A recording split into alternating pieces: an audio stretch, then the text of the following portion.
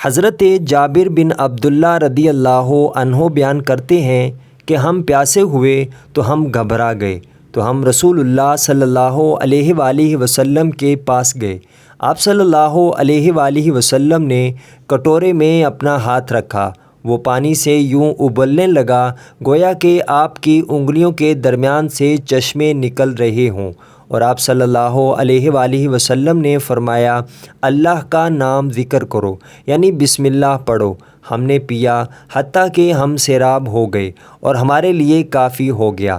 عمر بن مرہ کہتے ہیں کہ ہم نے جابر رضی اللہ عنہ سے پوچھا کہ تم کتنے تھے؟ اس نے کہا ہم 1500 تھے، اور اگر ہم لاکھ بھی ہوتے تو ہمارے لیے وہ پانی کافی ہوتا۔ سنن الدارمی حدیث نمبر 27۔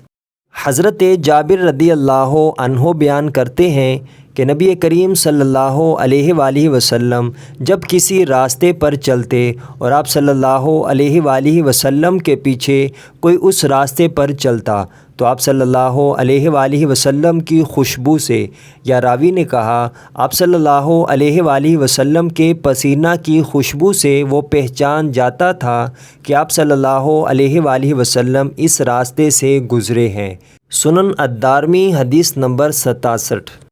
حضرت عبداللہ رضی اللہ عنہ سے روایت ہے کہ رسول اللہ صلی اللہ علیہ وآلہ وسلم جب کسی کے دروازے پر جاتے تو اس کے بالکل سامنے نہ کھڑے ہوتے تھے، بلکہ دائیں یا بائیں جانب کھڑے ہوتے اور فرماتے السلام علیکم السلام علیکم، اور ان دنوں دروازوں پر پردے نہیں ہوا کرتے تھے۔ سنن ابو داؤد حدیث نمبر 5186۔